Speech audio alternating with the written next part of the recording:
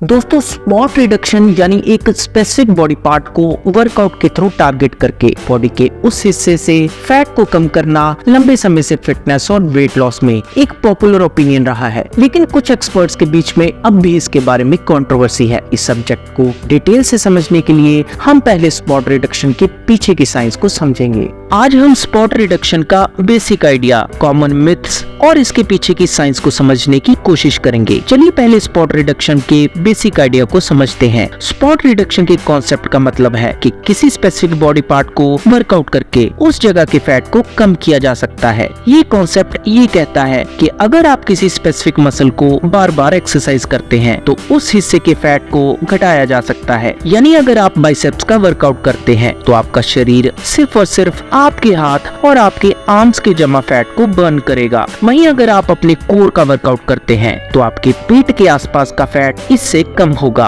और आप अपने बेली फैट को अपने एब्स की एक्सरसाइज से कंट्रोल कर पाएंगे। लेकिन क्या ये एक अफवाह है, और अगर है तो क्या है इसके पीछे की असलियत? स्पॉट रिडक्शन की ये गलतफहमी शुरुआत के दिनों से आती है, जब लोग आमतौर पर ये सोचते थे कि वर्कआउट और वेट लॉस के लिए सिर्फ स्पेसिफिक बॉडी पार्ट पर ध्यान देना चाहिए। फिटनेस मैगजीन्स, टीवी कमर्शियल और फैट डाइट्स अक्सर इस बात को प्रमोट करते हैं कि स्पॉट रिडक्शन पॉसिबल है और इससे आप उस फिट और अट्रैक्टिव शरीर को हासिल कर सकते हैं जिसका आपने हमेशा से ही सपना देखा था। स्पॉट रिडक्शन की गलतफहमी को समझने के लिए सबसे पहले फैट लॉस के मैकेनिज्म को समझना जरूरी है। जब हमारी बॉडी फैट को बर्न करती है तो ये एक सिस्टमैटिक प्रोसेस होता है, जबकि ऐसा करना किसी स्पेसिफिक एरिया को टारगेट करके पॉसिबल नहीं है। हमारे शरीर के फैट सेल्स हमारी एक्स्ट्रा एनर्जी को ट्राइग्लिसराइड्स के रूप में स्टोर करते हैं। जब शरीर को एनर्जी की जरूरत होती है, जैसे कि वर्कआउट के दौरान, तब इन्हीं स्टोर ट्राइग्लिसराइड को यूज किया जाता है। सबसे पहले कोई भी स्पेसिफिक एक्सरसाइज हमारी किसी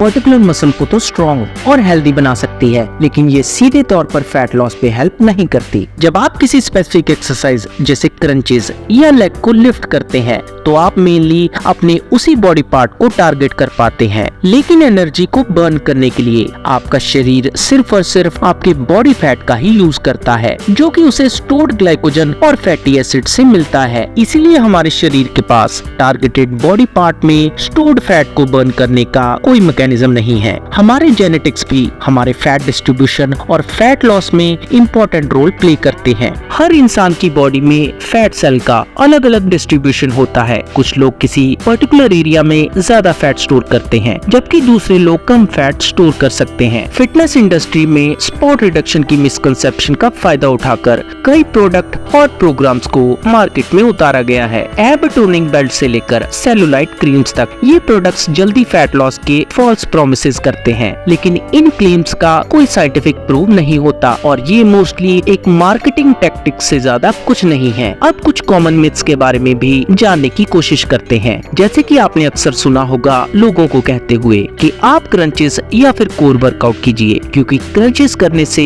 आपका बेली फैट कम हो जाएगा। क्रंचेस और बाकी की बेली एक्सरसाइजेज स्टमक मसल को तो स्ट्रॉन्ग करती हैं, लेकिन वो सिर्फ बेली फैट को कम नहीं कर सकती। फ्लैट स्टमक के लिए कार्डियो वर्कआउट, स्ट्रेंथ ट्रेनिंग और एक बैलेंस्ड डाइट का कॉम्बिनेशन जरूरी है। Second myth that you may come across is that thigh exercise help you slim down your thighs. Thigh exercises जैसे कि स्क्वाट और लंजेस ये आपकी थाई मसल को टोन और स्ट्रॉन्ग करती हैं, लेकिन ये वर्कआउट डायरेक्टली आपकी थाई फैट को कम नहीं करती। थाई फैट को रिड्यूस करने के लिए एक बैलेंस्ड अप्रोच की जरूरत होती है, जो कि एरोबिक एक्सरसाइज, रेजिस्टेंस ट्रेनिंग और डाइट चेंजेस को इंक्लूड करने से हो सकती है। नेक्स्ट मिथ, अगर आप अपने वेस्ट एरिया को ट्रेन करेंगे तो इससे आपका वेस्ट सेक्शन स्लिम हो जाएगा। वेस्ट ट्रेनर्स ये प्रेशर गारमेंट की फॉर्म में अवेलेबल होते हैं। ये क्लेम करते हैं कि ये वेस्ट को स्लिम करके फैट लॉस कर सकते हैं, लेकिन इसका कोई भी साइंटिफिक प्रूफ नहीं है। वेस्ट ट्रेनर टेम्परेरी तौर पर तो वेस्ट को कंप्रेस कर सकते हैं, लेकिन लॉन्ग टर्म में इनका फैट लॉस या बॉडी शेप पर कोई असर नहीं होता। अगला मिथ जो हम अक्सर सुनते हैं कि वेट ट्रेनिंग से सिर्फ मसल्स बढ़ेंगे, लेकिन इससे फैट कम नहीं होगा। ये एक मिसकंसेप्शन है कि वेट ट्रेनिंग सिर्फ मसल को बिल्ड करने में हेल्प करती करती है, जबकि फैट लॉस में इसका कोई रोल नहीं। लेकिन रियलिटी है कि वेट ट्रेनिंग का एक इम्पोर्टेंट बेनिफिट ये भी है कि ये आपके मेटाबॉलिक रेट को बूस्ट करती है, जिससे आप ज्यादा कैलोरी बर्न करते हैं even in your resting state. इसके अलावा ये मसल मास को बिल्ड करती है, जिससे ओवरऑल बॉडी कॉम्पोजिशन इंप्रूव होती है, और ऐसा होना इनडायरेक्टली आपके फैट लॉस में भी हेल्प करता है। अनदर पॉपुलर मिथ इज कि भूखे रहने से आपका फैट लॉस हो सकता है। बहुत से लोग सोचते हैं कि अगर वो कम खाएंगे या बिल्कुल नहीं खाएंगे तो इससे उनका फैट लॉस हो जाएगा,